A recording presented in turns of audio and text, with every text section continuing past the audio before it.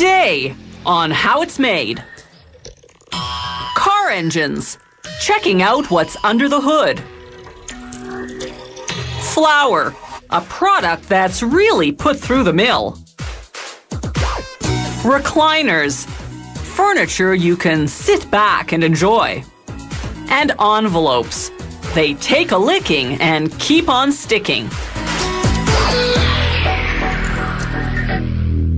Car engines work by internal combustion, a process that happens in each of the engine cylinders. Air and a drop of gasoline enter the cylinder. The piston moves upward, compressing the mixture. The spark plug ignites the gasoline, causing an explosion that drives the piston downward, powering the engine. Engine components are housed in what's called the engine block. It arrives at this plant partially made. Here they finish it off by machining the cylinder bores, the holes in which the pistons move up and down. The tool carves a crisscross pattern on the cylinder bore walls. Lubricating oil will cling to the grooves in this pattern, enabling the pistons to move smoothly. After machining, the engine block travels upside down to the engine assembly line. When it arrives there, a scanner records the block's traceability code, a barcode that enables the factory to track the block through every stage of production. As the engine block travels down the line, error-proofing devices ensure that each component is installed properly. Elsewhere in the factory, meanwhile, the crankshaft is slowly taking shape. The crankshaft is a bar that's rotated by the up and down motion of the pistons. As it turns, it transfers power to the transmission. The crankshaft starts out as a roughly shaped steel forging. Robotic arms pass it down the line from station to station until, 20 tooling machines later, it's fully formed.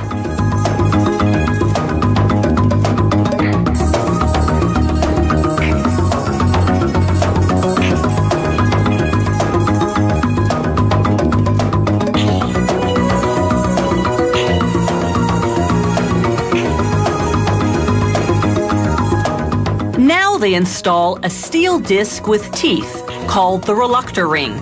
They heat it and press it onto the crankshaft. As it cools, it shrinks to a tight fit. This ring helps time the combustion cycle. As it spins, its teeth pass in front of a sensor which reads the crankshaft's position and tells the engine to fire the spark plugs at precisely the right moment. Now they balance the crankshaft. If it's off kilter, the engine will vibrate. A computer analyzes the spin and determines whether they need to drill out metal at certain points to achieve equilibrium. Back on the engine assembly line, the engine blocks are still upside down. A robot lubricates the 4 bearings on which the crankshaft will turn. Then it drops the crankshaft into position.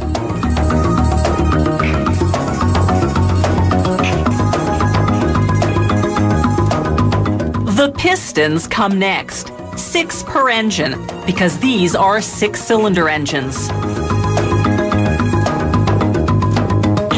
The pistons are made of aluminum. Robots install them into the cylinder bores of the engine block. A steel connecting rod attaches each piston to the crankshaft. Now workers can close up the back of the engine block.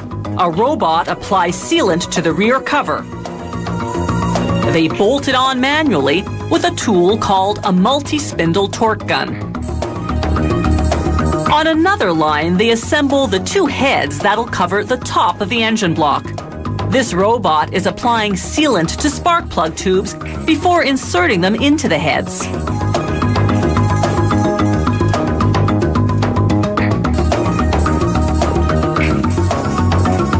The heads cap off the cylinder bores. They provide each cylinder with a spark plug and 4 valves, 2 for allowing the fuel mixture in and 2 for releasing the exhaust. The black tubes running front to back are the camshafts, the components that open and close those valves. There are 4 per engine. A robot applies sealant and then bolts a cover onto the front of the engine block, the head, and a component called the timing chain. This chain connects the crankshaft to the camshafts so that they rotate in unison. This ensures the valves open when the pistons are in the right position. Finally, they spin the engine mechanically to make sure the components function properly.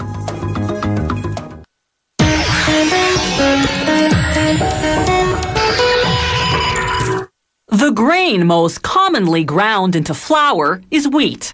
Flour mills use high protein or hard wheat species to make bread flour, and lower protein or soft wheat species to produce cake and pastry flour. All-purpose flour is a compromise with medium protein. As soon as the wheat shipment arrives, a grain probe vacuums up samples from throughout the load. If the samples pass quality inspection, the mill gives the truck the go-ahead to dump the wheat to an underground conveyor. From there, the grain goes into a cleaning machine where a system of sieves removes impurities such as straws, sticks, and grain dust. The wheat then goes into storage silos until milling time. The protein content of wheat varies by species, so the first step is to blend together the right varieties of wheat for the type of flour they'll be making. From the blender, the wheat goes through a second, more intensive cleaning system that removes the tiniest of impurities, such as weed seeds and dust. On the way to the milling machines, a scale tracks production quantities. This mill's vertical production line is 5 stories high. Gravity carries the wheat downward through a succession of milling machines. Each one grinds the grain between steel rollers, then sifts it. Particles too large to pass through a sieve continue downward into the next milling machine, and so on. By the last machine, whatever's still not fully processed gets vacuumed up to the top to begin the cycle again. Mills make white flour by grinding only the wheat kernel's soft inner part, called the endosperm. This requires removing the bran, the kernel's hard skin, and the germ, its seed. That separation begins as soon as the wheat kernels enter the very first milling machine. Rollers break off the germ and bran and crush the endosperm into pieces called semolina. Sifting removes the germ and loose bran pieces, but much of the semolina remains covered in bran particles. So between each milling station is a purifier, a machine that uses controlled air currents to float the lighter bran above the heavier semolina, enabling sieves to separate the two components. The semolina goes through repeated grind, sift, and purify cycles until it's completely clean. Only then can it be finely ground into flour. The ground semolina passes through a series of sieves. This ensures it doesn't leave the final milling machine until it's been ground to just the right powdery texture. There are 3 main types of white wheat flour. Bread flour has high protein, enabling dough to rise well and bake to a firm texture. Cake flour has low protein, which produces a crumbly texture. All-purpose flour is the compromise. Its medium protein content makes it suitable for baking both bread and cakes. By the end of production, the flour mill has produced 3 distinct products: bran, used for animal feed and baking; white wheat flour, of course; and wheat germ for the health food market. Leftover byproducts go into livestock feed.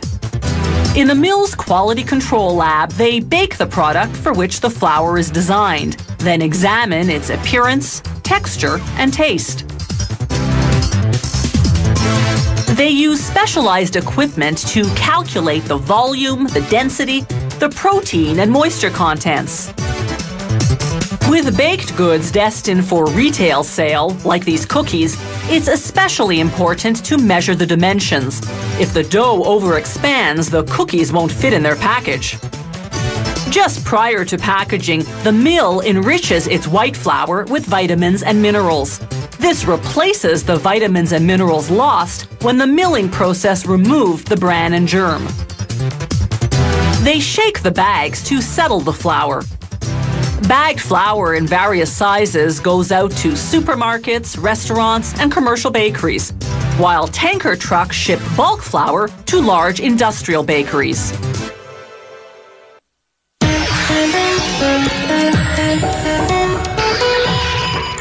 The first reclining armchair was introduced by the La-Z-Boy Company in 1928.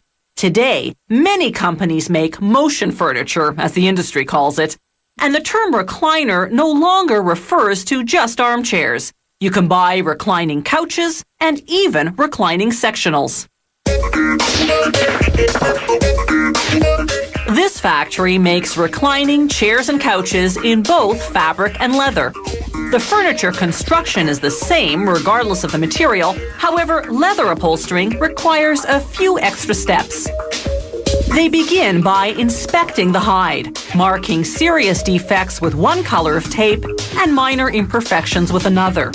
A computer-programmed cutting machine scans and registers the tape markings, then automatically cuts and discards the defective parts. It cuts upholstery pieces for hidden areas, such as the undersides of seat cushions, from the imperfect leather, and visible parts from the flawless leather. Once all the pieces are cut, they sew together the back, seat, and arms. Then they stuff the arms and back.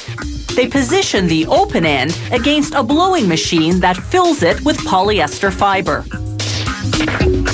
Workers weigh each part before and after filling. This ensures they've blown in the right amount of fiber and also that both arms have equal filling.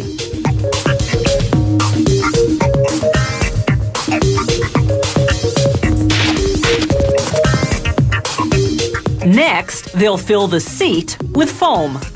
A compression machine squeezes it, then a worker sprays on silicone lubricant. This enables the seat cover to slide on easily. Foam is made of a chemical mixture, the formulation of which determines the density. The higher the density, the higher the quality. Elsewhere in the factory, meanwhile, they cut the frame components from plywood using a computer-guided bandsaw. These long pieces will form the seat frame.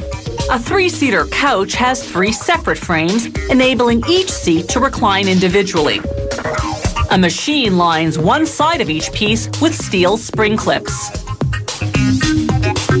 A worker then dabs the ends in glue and assembles the pieces, reinforcing them with long glue-coated staples. As the staples enter the wood, friction-generated heat melts the glue. The glue then dries, securing the staples. Now comes the step known as springing the seat. They hook 5 thick steel springs into the spring clips, then hammer the clips closed to lock the springs in place. They connect the springs with a plastic-covered wire so that when you sit on the seat, all the springs react in unison. They assemble the frame pieces for the arm using glue and glue-coated staples again, plus a few screws at strategic points. They screw the arm to the seat and begin upholstering. First, a layer of felt to cushion the springs, then wood, cardboard, and foam to form the rounded shape of the armrest. After lubricating with silicone spray, they slip on the leather and staple it into place. They upholster the backrest and sides in the same manner. The reclining mechanism arrives at the factory with the sides pre-assembled. Workers install the connecting pieces, then a bushing that reduces the noise the mechanism makes, then a spring to control the recline speed. They screw the mechanism to the seat frame, then hook up the operating handle and test it out. To cover the back of the furniture, they attach metal tacking strips to the leather, then turn the edge under and hammer the tacks into the frame using a pneumatic hammer. The last step is to attach the back to the seat. There's a detachable flap at the bottom providing access to a locking spring inside that lets you remove the back if you have trouble getting the furniture through a doorway. At this factory, workers are encouraged to lie down on the job, but only to inspect the furniture. After examining the fabric and sewing, they assess the comfort and test the reclining motion. Talk about a cushy job.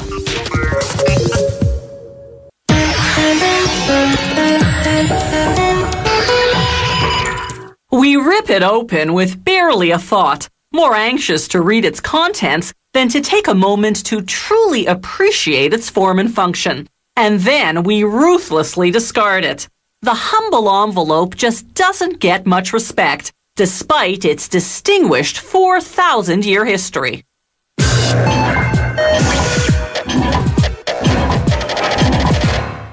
As early as 2000 BC, the Babylonians baked special clay wrappers to transport documents. Eventually, people made envelopes from lighter materials, such as animal skins and leaves. By about 1000 AD, it became the custom to simply fold a letter and seal it with a drop of wax. But everything changed in 1837 with England's new penny postage system. To mail a letter, the sender now had to buy a postage-paid paper wrapper that folded into an envelope.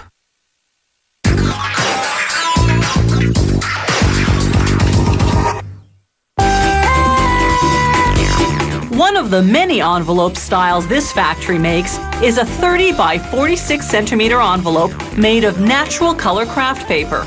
A machine appropriately called the sheeter cuts the roll into 53 by 63 centimeter sheets.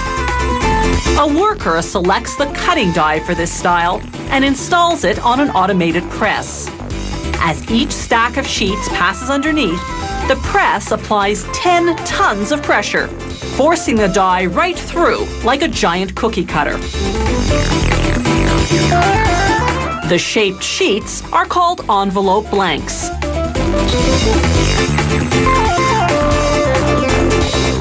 Workers now load the blanks into the feeder of an automated piece of equipment called a blank sheet envelope folding machine. As we see here in slow motion, revolving steel blades first make score lines, 4 in all. 1 down each side, creating the envelope's side flaps, 1 across the top, creating the seal flap, and 1 across the lower end, creating the bottom flap.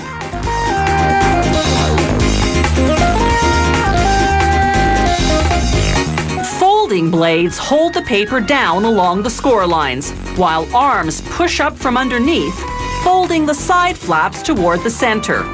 Just before the flaps meet, the machine runs a line of glue down their edge. The flaps adhere to each other, forming the center seam that runs down the back of the envelope.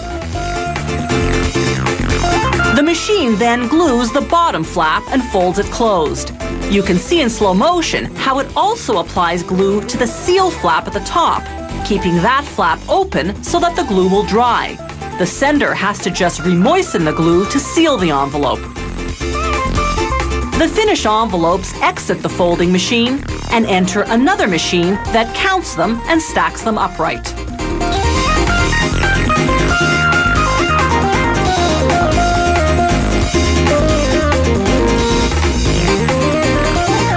This more sophisticated piece of equipment is called a web roll envelope folding machine.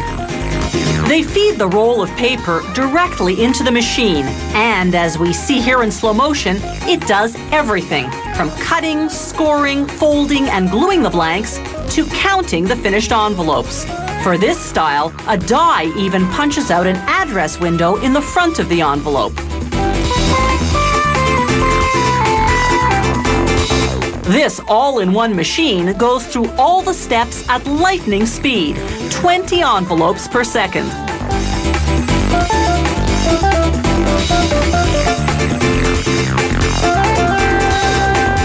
The thin, transparent film that covers the address window is usually made of polypropylene.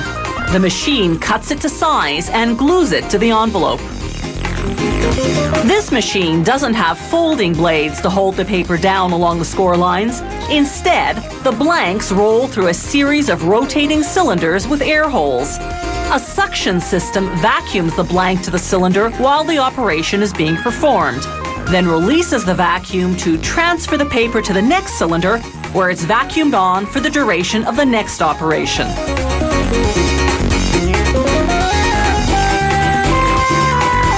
Internal mail envelopes are opened and closed repeatedly, so they don't have a lick-and-stick seal flap like regular envelopes do. As we see here in slow motion, an automated machine rivets a cardboard button to the back of the envelope. At the same time, it rivets another button with a piece of string to the flap.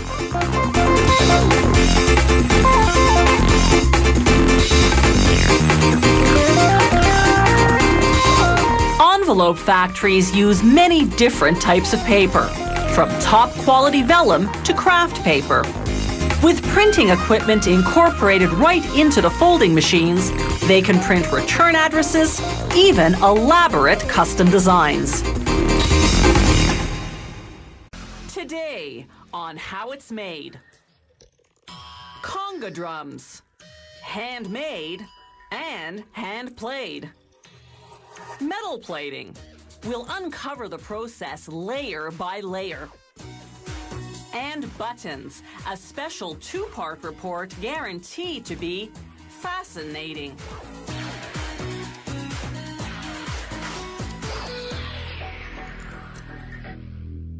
The conga drum may be a staple of Latin American music, but it developed from an ancient African drum, made from an animal skin stretched over a hollow tree trunk. Today, they stretch the hide over a wood or fiberglass cylinder. As you're about to see, making congas takes plenty of hands-on skill.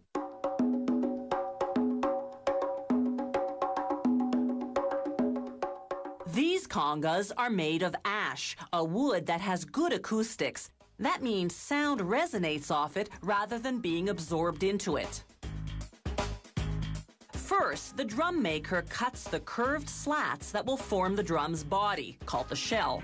He traces a slat-shaped template on a rectangular piece of wood. Then, using a bandsaw, he cuts along the trace line, creating a curve on the outside and inside surfaces.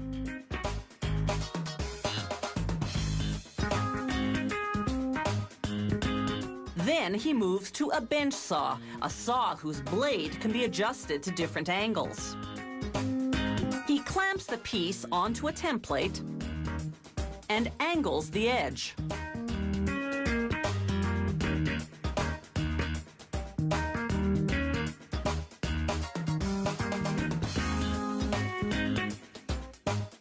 He flips the piece over and angles the other edge.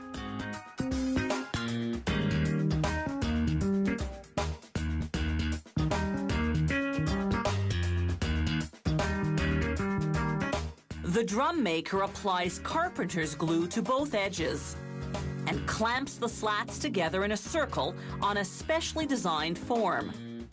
The number of slats per drum varies depending on the diameter of the shell. The larger the diameter, the lower the congas sound.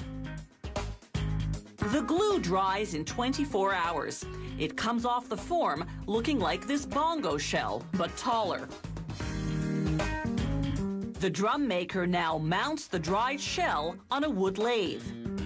Using a tool called a wood gouge, he shears off about 6 millimeters, rounding the outside of the shell.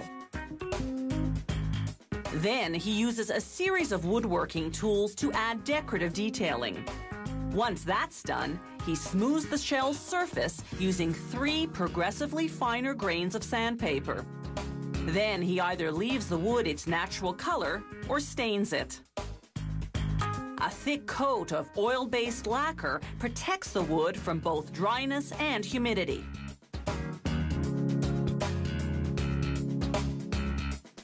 Now for the essential hardware. First, side plates made of chrome-plated steel.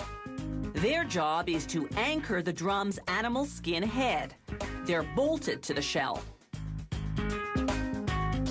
Next, the drum maker feeds a steel strip through a bending machine. Its high-pressure rollers curve the strip, forming the drum's rim. Then he rivets V-shaped steel pieces onto the rim. Elsewhere in the workshop, they prepare the cowhide that will become the drum's head. First, they soak it in a corrosive bath of cold water and lime. This literally burns the hair off the hide.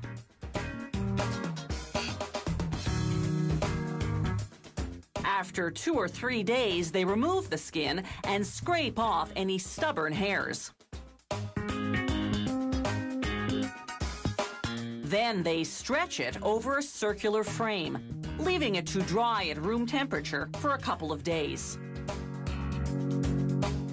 After chrome plating the rim, it's time for the final assembly.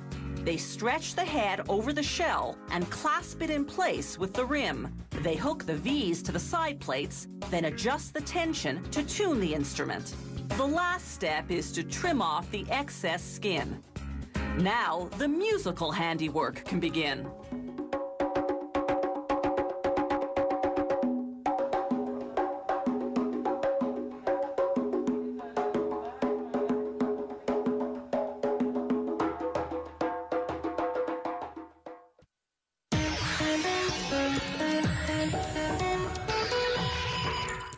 Plating is a layer of metal coating an object of a different type of metal. The purpose can be decorative, as in silver plating, or practical.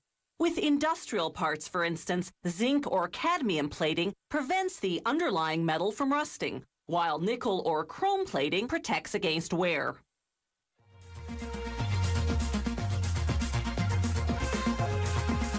You can plate almost any type of metal. Let's follow some steel aerospace parts as they're about to be plated with cadmium to make them corrosion resistant. For the plating metal to bond properly, the steel surface must be free of contaminants such as oil and grease. Workers suspend the parts over a vat of boiling chemical solvents. As the hot vapor comes into contact with the colder metal, it condenses, dripping down into the vat and taking any contaminants along with it. The remaining solvent residues evaporate, leaving the parts squeaky clean and dry. Next, a worker wearing protective clothing sandblasts the parts with aluminum oxide powder, a strong abrasive. This roughens up the surface so that the plating metal will adhere better.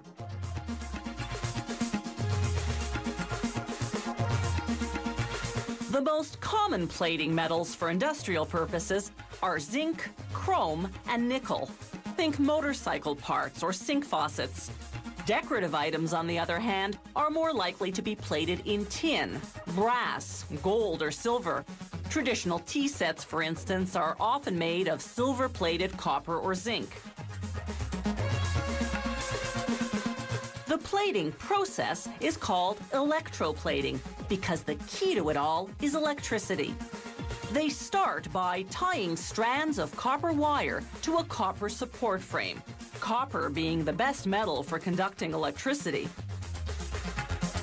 Then they attach the steel parts they'll be plating.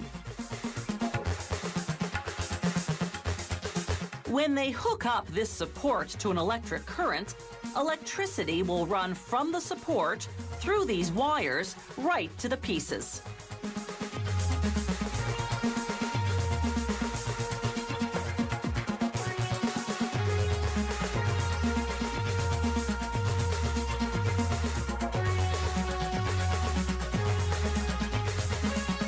They do the electroplating in a tank. After filling it with water, they add a handful of chemicals to help conduct electricity, because water alone won't conduct it sufficiently. Along the sides of the tank, in bags, are metal baskets. They contain bars or balls of the plating metal, in this case cadmium.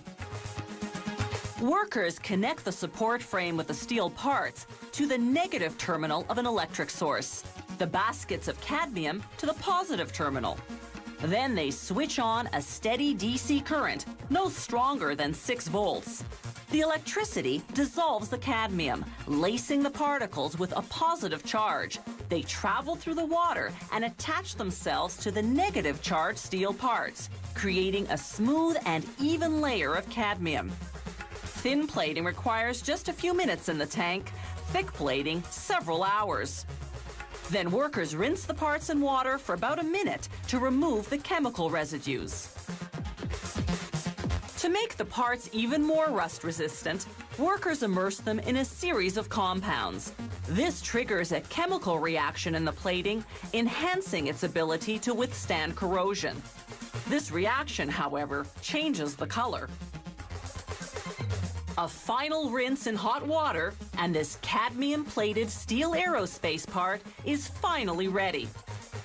From start to finish, the process has taken about 90 minutes. To plate with chrome or gold, they have to use a chemical compound containing gold or chromium. That's because electricity can't dissolve solid chromium well enough, and it can't dissolve solid gold at all. The compound dissolves in the bath like salt, but then solidifies once it reaches the object being plated. Metal plating is very durable, but if subjected to a lot of wear and tear, the object will eventually have to be replated.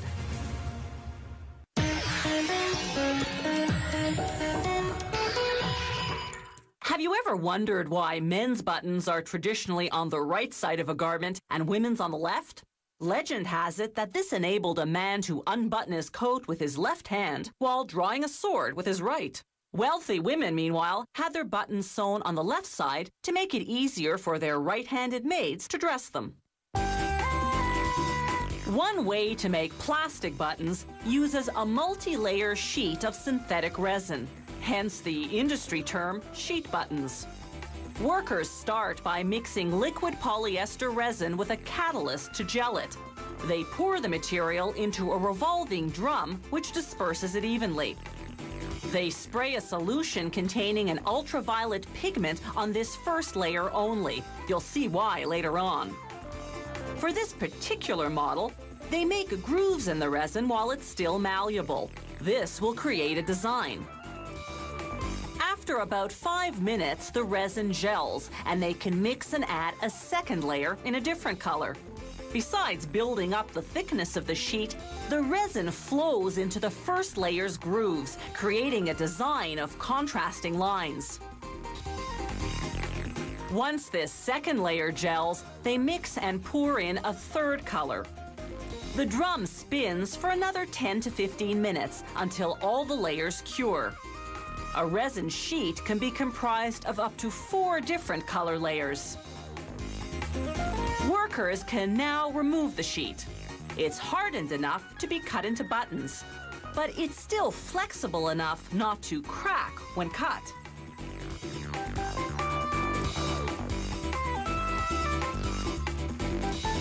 Now they feed each sheet into a press that's outfitted with a die for that particular button model. The press punches out circles in the diameter of the button. These circles are called blanks. You can see the different color layers. The blanks move on to the machining center, where they'll be transformed into buttons. Automated equipment loads them onto carousels, the back of the blank facing outward. How does the loader know which side is which? Well, remember that ultraviolet solution the worker sprayed onto just the first layer of resin? A UV detector scans each blank to make sure that first layer is facing upward. If it isn't, the machine rejects the blank, then flips and reloads it. The carousels first run the back of the blank against a series of cutting heads. The heads are changed according to the model being produced. For this one, the heads gradually carve a curved back.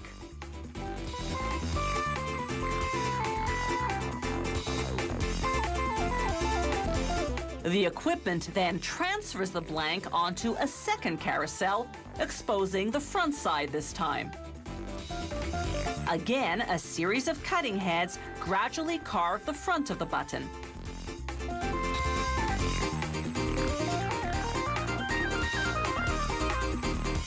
The shape of this model exposes the different color layers underneath, creating a veined effect. The last cutting head drills the holes.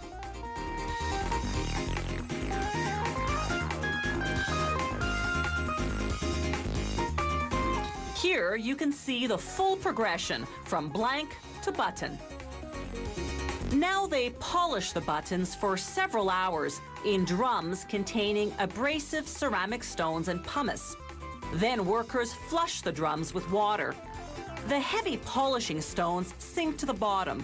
The lightweight buttons float to the surface and spill out. The buttons then go into drums that contain silicone wax and thousands of tiny wooden pegs. While the drums spin, the pegs act as a carrier, distributing an even coat of wax. As the buttons exit the drums, the pegs are screened out.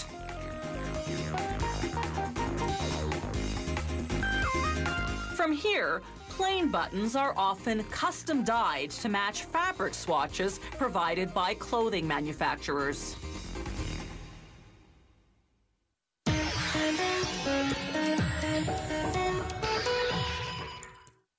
Well, you've seen how they manufacture some types of buttons, just a few of the many styles on the market. There are several different ways to produce these handy little fasteners, so forgive us if we buttonhole you to stay tuned and watch some more.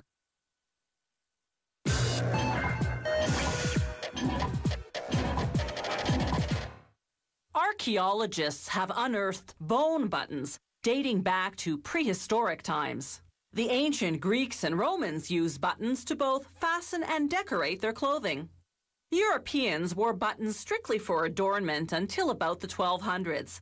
That's when fitted garments became the trend, fastened by a long row of buttons down the front. The rich wore buttons made of silver or gold, sometimes set with precious gemstones. Ordinary people wore buttons made of mere bronze or wood.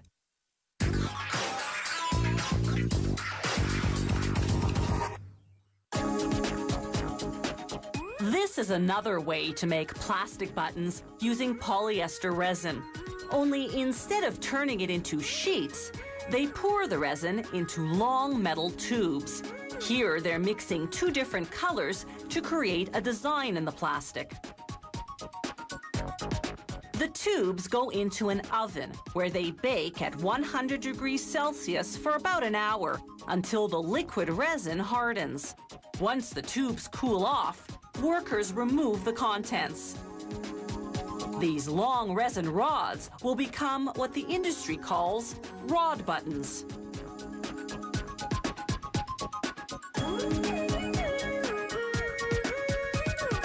The rods go into a machine called the slicer.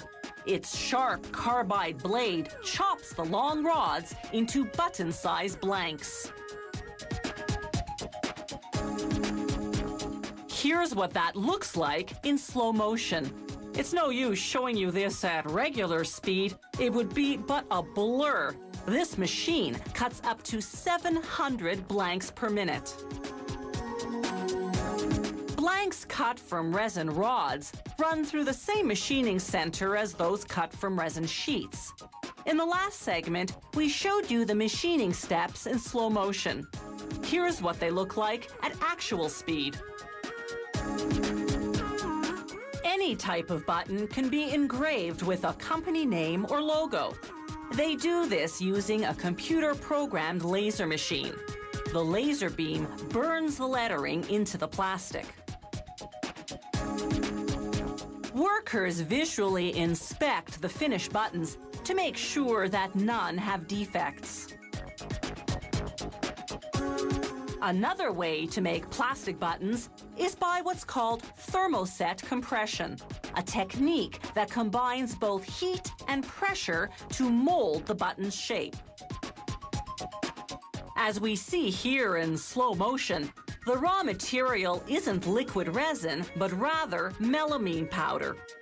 A pill-making machine, the kind pharmaceutical companies use, compresses the powder into pill-shaped blanks. Here's what that pill-making action looks like at actual speed.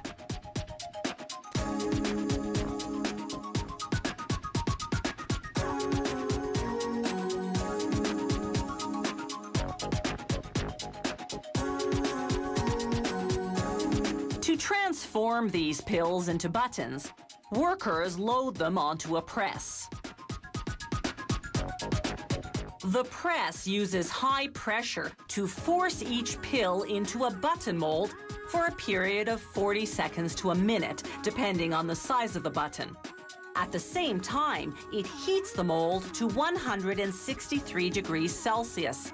This bakes the melamine into hard plastic.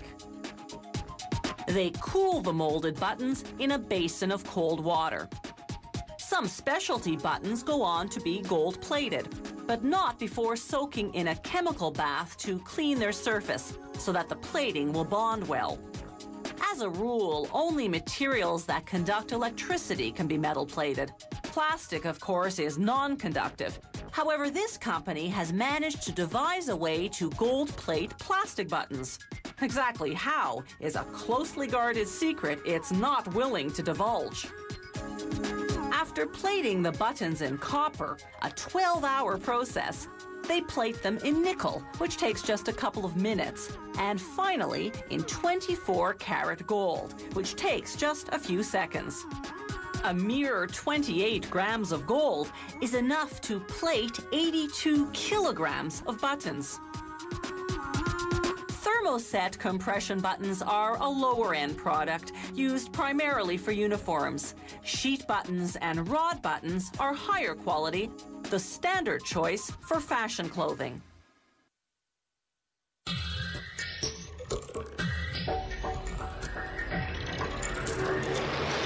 If you have any comments about the show, or if you'd like to suggest topics for future shows, drop us a line at www.howitismade.com.